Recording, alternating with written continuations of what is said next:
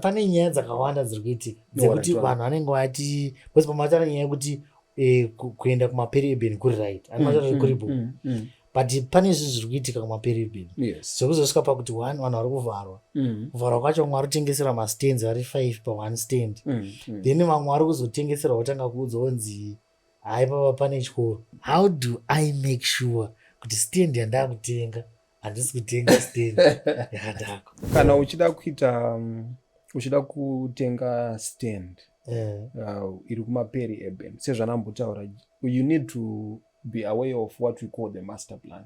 I would think kune mamwe anonzi ma-councils ari kulega behind ma-allocation ari kuitwa vamwe kuti lese kuti unoona kuwana stand RDC isati yaane master plan yetown. So I think kunenge uri pamawane ekuti ko kana stand yako iri muroad inosvika ichibviswa. Master plan, is it publicly available? Yeah, iri public available. Serious? Yes. Zvafanira kuti isusu handinga lese ndine property yangu stand number 7841 township yeTafara.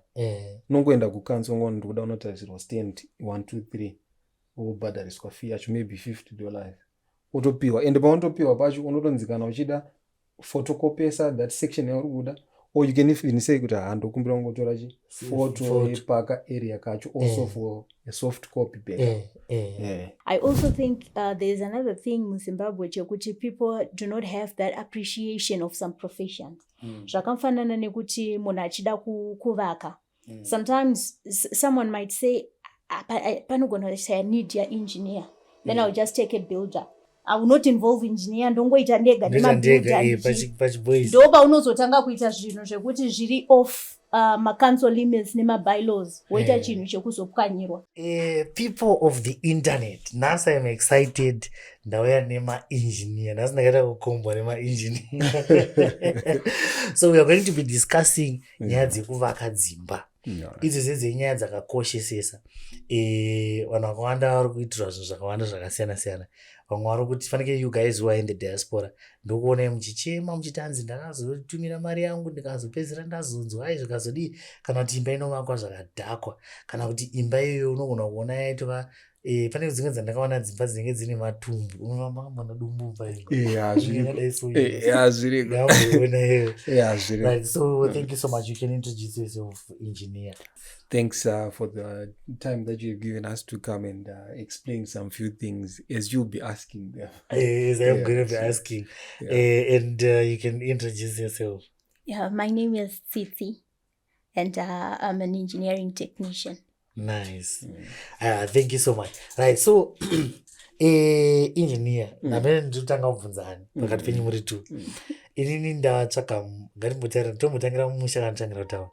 Ngatangire kumusha. Ndawana musha wangu. Hatisi kubvunza ndawana sei. Ndawana musha wangu ndanawo. Ndauda kuvaka. Munokwanisa here kumbotiudzawo pane here process inoitwa especially panyaya dzekwa bhozi kumusha kune kangonzi unongotara samwari unongoisa malines kuti ungotanga kuvaka. Yeah, I think kuti kuvaka it's something chiri universal. So I think kunewo some obvious things that we should look into when tikafunga kuti we need to embark on a project yekuvaka. But basically I think the first issue, which is probably the most important thing, issue of compliance. So when we are talking of nyaya compliance is uri kuzikanwa here panzvimbo. You see, so these things ndogona kupa example yekuti we're in Murewa, which happens to be ndokumusha kwangu as well. As I was saying, we were just there turned for a family visit. So we arrived there and these guys were saying, you know what? Actually, it's something really open for everyone to know. It's public information. Murewa is now expanding. I think from Murewa Center, 10 to 15 Ks. You should be exactly. You should be known RDC, not Nasabu. So that's where you need to know manje kuti kwaruda kuvakira kwacho mitemo yako iri sei. You see, so it's always wiser to read wide when you want to embark on a project yekuvaka. So you read specifically to where you want to build. Kana wako ku Harare, you don't use mitemo yekubulawayo. don't use mutemo yekugweru inoenda ichisiyana. Serious? Totally different. Issue of compliance, it's anonzi city bylaws, which means it's only specifically saka zvimwe zvinhu zvinongonange zvichiitwa kwamuriwa, it doesn't necessarily mean kuti zvinenge zviri correct kupindura. Exactly, it's different. Alright. It's different. So ndo pandiri kuti kana tikati isusu tikuda kuita project kwaChurumanzo, for example, so which means you now need to consult the RDC there, vanhu vanogara munzvimbo mauri, kuti what's the issue. Kana RDC isina influence, obviously inayo influence, but I mean ine zvimwe zvinhu zvainosiyira naheadman kuti vaite kune mamwe maregions, kune kumwewo futi kwekuti they don't allow interference yemaheadman, or probably they are allowed but vachizoti vasvitse nyaya kuRDC. So it's one of those yekuti kana tikutaura nyaya yecompliance, it's tailor made for a specific location. I think zvatipindure mvura. Ayo ipapo matobatsira mozatika vanhu vakaita senika vasingazizivi kuti when you are doing some of those things you have to make sure kuti like you have to know kuti kumoko because iyo inoitika inendichitati hasha ingwani ndakatombovaka kwamuriwa saka tongodaiso totoenda kuna Ningizo todaiso but zvese zvakasiyana kopa issue yekuti RDC because mona zvafanira patinonzi mune here zvamunogona kuexplaina panyaya yekuti ndanzi nasabhuku pako apapo ndobva ndaiswa mubhuku because takangodza vanzi ukangoiswa mubhuku rasabhuku zvaita. Alright. Kungoti sezvamubvunzo wenyu uri it cuts between the line yeprofessionalism you see how you understand customary laws. Exactly. So I would say sekungokura kwatakaita as long as uri wekumusha ikoko and unongoenda I think pachitupa pana sabhuku as well and so pane village of origin so I think zvavafanira kuti ndikaenda kwamuriwa as I was saying it won't be an issue kundinopiwa pekugara but which happens also kuti pantiri isusu patinoti kumusha kwedu is still within the 10 kilometers yeRDC. So in as much as sabhuku achinzi I also need to comply with the RDC.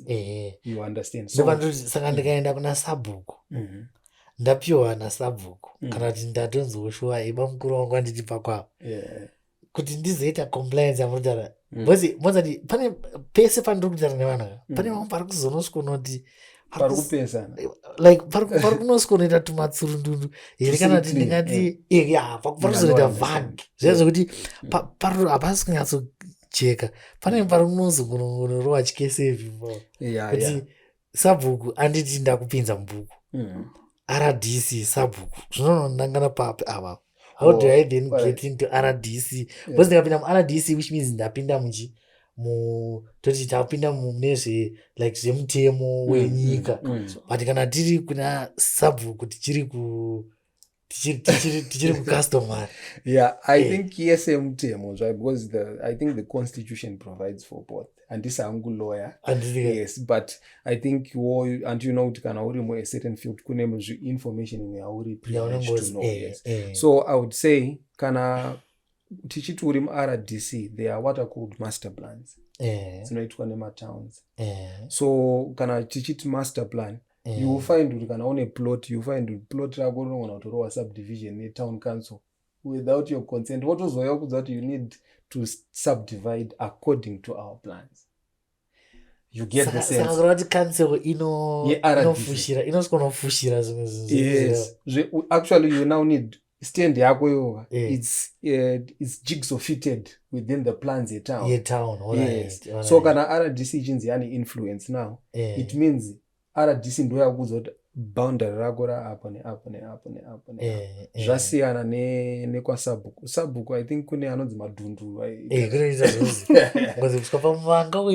ndo pako but also RDC I think it's more professional to an extent yekuti inoshandisa anonzi master plan yakuti uku ndo kune high density ndo kune low density kundo kune industrial kundo kune chii it's now proper town setup. So kana uchiwana stand yako now you need to make sure that it's also within the pegs a council.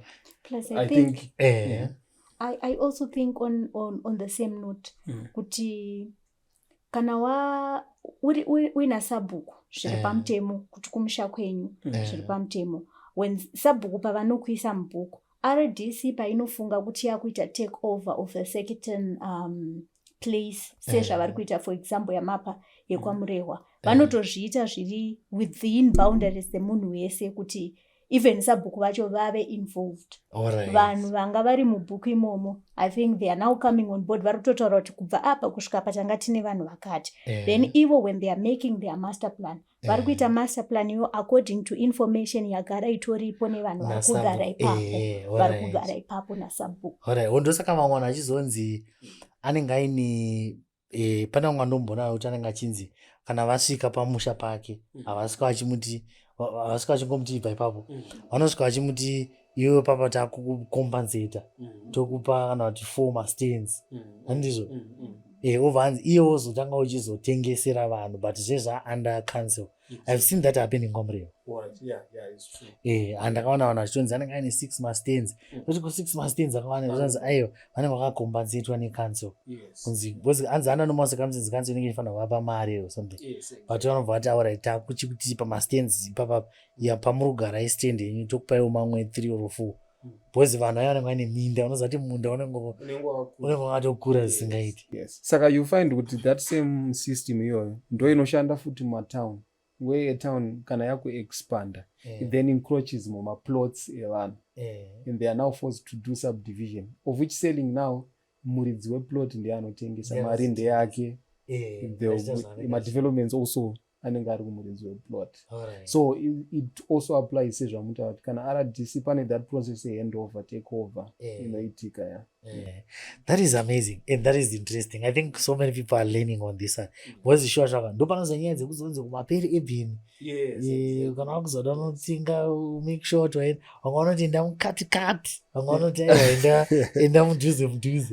No, I understand, but I think sezvamungotaura the more yatinodiscussa it now removes the smoke screen inenge exactly makes it a bit clear. Saka ina I think maperi ebhini it's a good move but you also need to just check kuti kana iri plot just check the proper documentation because panera not parent deed panozoitika ma-subdivision and then panozoitika ma-permits and then you develop kunosvika painono approvwa and then mopiwa inonzi compliance ne-council and things like that and they are quite it's a process. It's a very and mayazotsanangura insachewe yekuti ka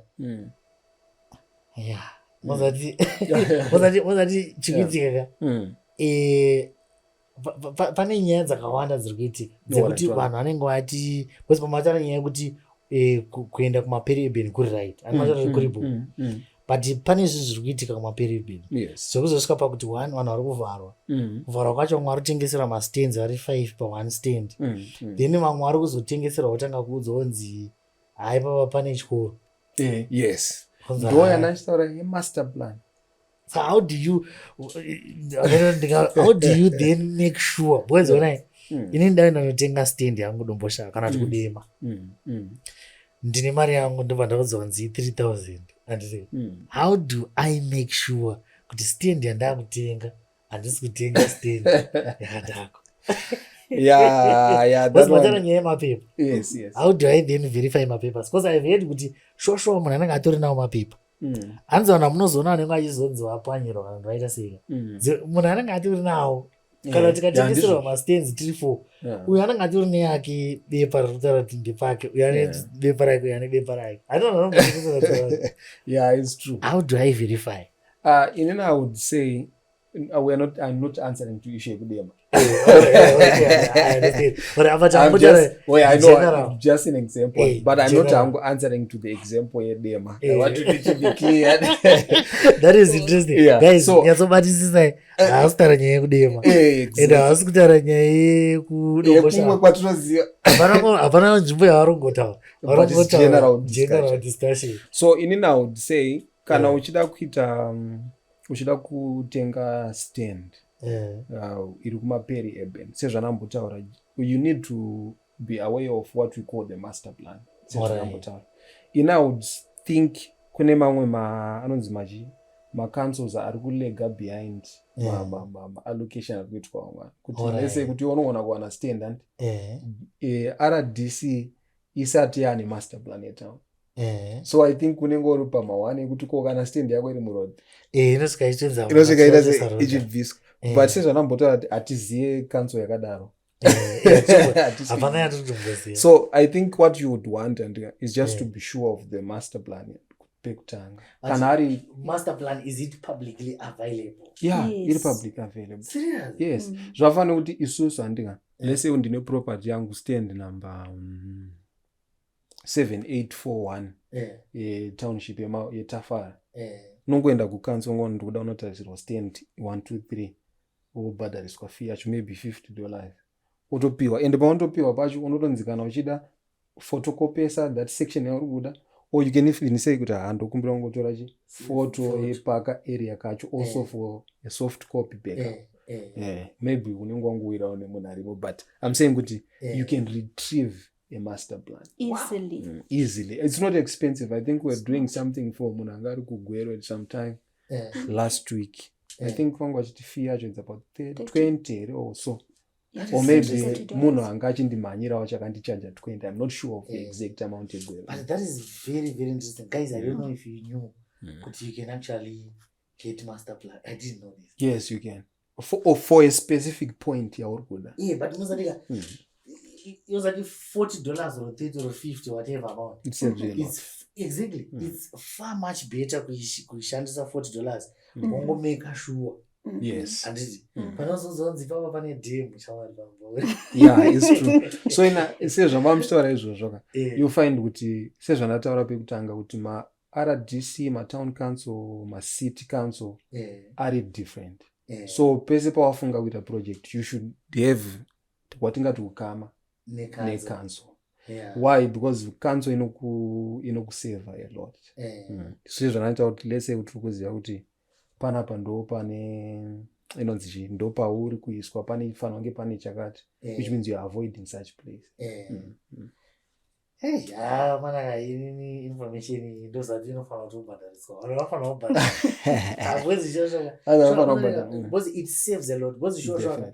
Ukaona inini I never knew this. Even inini chaichai. Kuti zvokutanzi ndikuda kuti nekuti tiri pa-TV. But zvimashuwa chaizi ndasingazivi. But you can actually get a master plan. Wonyatsomeka sure kuti dhiri randoda kupinzwa here dhiri zviriko here. Because sure ndopanozoenda mwanzonga anozoya vachizochema achita koiswa danzai but zvinhu zvacho imhosva yakaonaita due diligence. Exactly. Yes. Ndozvo zvinozovakwadza. Alright. So process yacho mati tatisisu tapiwa bepa rere ndaona kuti paripo what next. Kune anonzi tapedza compliance. Yes, ona paperwork not compliance pese but paperwork.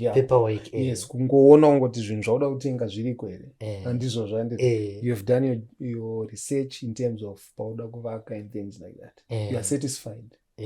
So sorry, in other words pane 3 types of places handiti because ndikuona tenge pane of course nenge iri RDC zvayo but pane kwasabhuku kwedu chekumukati kwamajaira kwedu chekusha kwedu kwekuti chero kati kuti master plan andifungutiri kuti tinenge nayo master plan.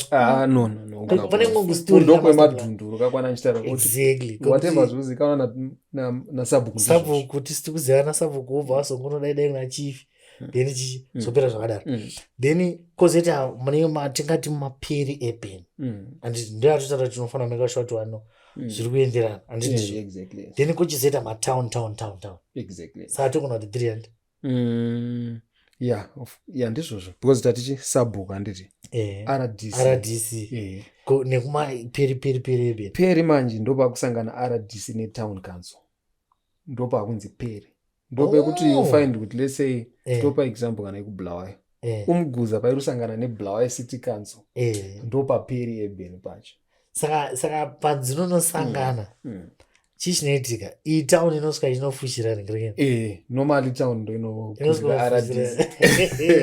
Saka ivovo alright town inenge isina here master plan yeRDC nemaster plan havanosvikoni kukuishirana here ipapo zvinofanira kuita tailor inonzi tingati chi zvinofanira kunofita zosona kupindana kudai because haungati let's say kuti kune road inobva mutown ichiuya ichicrossa boundary rdc obvati hatiswida angaitogumira patoisa njira anono saka zvine kakuzowirira saka I feel like it's a bone of contention no facts but just nekungoonawo tell kuti apa panenge pane kakusa hatingatidi kudyidzana but I'm saying kuti maareas mamwe utinoshakuti ari kutora responsibility ndeyani pane machitopisa vanhu we actually have maareas akadaro even kune maareas akadaro ekuti it's peri, it's also urban.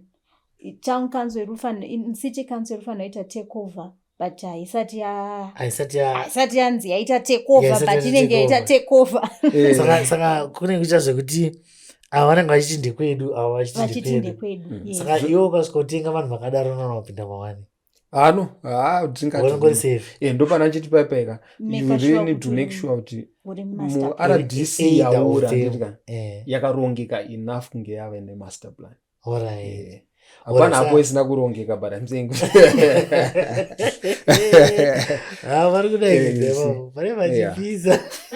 we are not taking anything away from one anenge akainvesta but I'm just saying kuti it's just one of those. It's one of those. Mozati information iyo yakakosha. Mozati ndinatsoiona information. Mozati kuri kupisa umasa kupisa. Ina bara chandru kuona. Mozati ndikusangana. Mozati ndofonerwa. In almost every day ndifonerwa. Shamwari ndakazodai so ndikazi. Ndosaka ndichizonzwa mwana charo tina I'm not going to do anything in Zimbabwe. Because anenge akapiswa ka2 kana ka3. Adaisosvika ubva vanza ayo uti chikwe. Cha ipadeni pangu ipapo. Udaisovha asikachinza aipapa manje kapatoda kuti isa Indian Ocean ipapo. Pane Indian Ocean. Yeah, it's true. Andona saka unokwara. Yeah, definitely. But I think also we should take advantage of anonzi machi. We are not saying kuti unoza paunotaura statement unenge utangoda kuzvimaketa but I'm saying kuti we should take advantage of professionals ariko. Zvitorirai zvamuta ngatimboti isusu bozi mazatichi vanhu haasi anoisa ndangoita skillful. Exactly, yes. Ngatimboti inini mari yangu ndinayo zviri nani hangu ndibhadhare $40 yangu kana $50 ndonotarisirwa like who does zvinhu izvozvo? Is there anyone anogona kunditsvagira? Ngatiti ndiri kudiaspora handitika handikwanisi kuzoenda kukanzuru ndinoti haufa handiti enda ndikwanisi kuwana mukana wekuuya. Pane here vanhu vandogona kuwana vandoti right ava is a professional because remember ndikatuma sekuru vangu kana maiguru vangu vanonotenga auteza nemari yangu endatumira anomaibata. Saka kune here vanhu vandoziva kuti vamunogona kuti kune anonzi machakati ameno mazita acho macompanies anoita zvakati kana kuti vanhu anonzi majavanoti kune malawyer kune here munhu andogona kungoti ndikawana munhu akadaro anokwanisa kuti ndongomutisa mari inonotasira kuti apa zvamira sei ondoita maverification ondoita zvese vari kuita zvakadaro. Variko. I feel like kuti if you find anyone anosenza because construction chainoita manje it's more like a matrix. As in ineka kupinda na professionals akawanda. So either one of those people who can manage a construction project, I'm sure they have got some information anayo kunokwanisa kubatsira. But obviously we've got vanhu vakaita sema real estate agents. Yes. Vaiva vatori definite. You understand? Wasaka ma-real estate agents anokwanisa kudzifambira nyaya idzi. But chimwe chacho manje ndechoti maybe kuda land isiri within my boundaries a-real estate agent. Alright. You understand? Kune here land inonzi ma-real estate agents hadzisi dzawo. Yes, dziriko. Because zvafana kuti inini ndine plot rangu. I can engage a real estate agent to manage my property. My plot. Then they can develop, can I do it for subdivided. But also you can engage a construction company for development purposes, which means panenge pana engineer, ma QS, panenge pane ma architects, they are also involved somehow. Was ndo wanoita ma architects zvavo maybe uku kwanenge vasati kupinda vanozopinda kana pakumaplan edzimba anditi. But you find kuti most of my professionals are within such professions they can assist. But you find kuti ma-surveyor ma-engineers most probably ndo vanhu vanenge vari hands on site. So those people they know who to call if there's an issue land. Okay. You get zvafanemi you are munhu wemedia you know who to call when you need something within the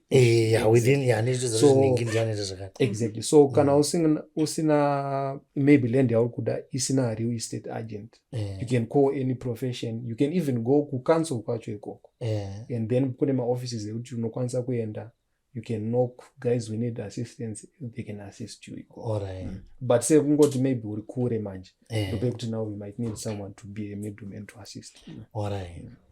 Right. Muna kuita ndanchida kungoedha a little bit on issue yemaprofession kuti sezvamanga muchitaura muzimbabwe kuti vanhu vanozosara vakuchema sometimes. We have people vanenge vakainvesta in their properties and then vozosara vakuchema. I also think there is another thing muzimbabwe chekuti people do not have that appreciation of some professions. Zvakafanana nekuti munhu achida kuvaka, sometimes someone might say panogona say I need your engineer, then I'll just take a builder. It's also okay because builder no builder, but what people don't know sometimes is sezvataura kuti as an engineer I know who to call kuti mandudzo kuti mune land yenyu, let's say you know I bought a property let's say kuPomona or let's say Peri Eben sezvatambotaura ndoda kutanga kuvaka pakati. As an engineer I know who to call kuti you know what, we are working on a property yakati, this is maybe 5 hectares, tikuda kuita subdivide into my clusters.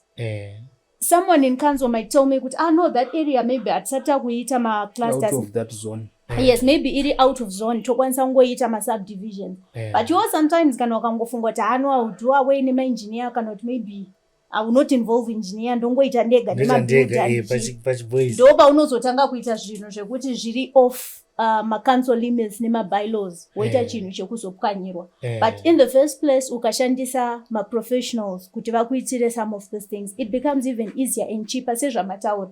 Tisusu tikangokudza kuti kunoti tingonocheka chete stand yenyu kuti iri within it's maybe $40 $50 uchizoavoidira kuputsirwa. I think it's even much better than just to engage yourself and say, you know what, I'll just get my builders. Ndongotenga 10 my builder angu ngauye ndototanga kuvaka and you know nothing about my bylaws emunzvimbo iyoyo. I think those zvimwe I think people need to start appreciating some professions. Kutongoneka sure. Saka usually skillful inokwadza vanhu. Chinoitika nje kuti vanhu pavanenge skillful. Vanoita wa skillful. But kana vakuzopiswa manje. Avatauri ndaida kutry kuita skillful. Vanenge kuti aiwa vakazotibira invested a lot. Anoona statement renga. Ndio unaona hiyo vanenge vakutanga kunzatsidza. But chinoitika nje dzonga vanhu vanenge vatori nezvavanenge vaita. Kuita kachironza ivi totara nawo kana totara nawo koma achifana ngemadaiwa totara nawo anoda handanga kachigodo here mbichana $50 iyoyo kuzovapa kana 100 kuti achingonyarara kana zvichingoapprove ungadai wakaishandisa kuita something else. It's true. So it's quite interesting.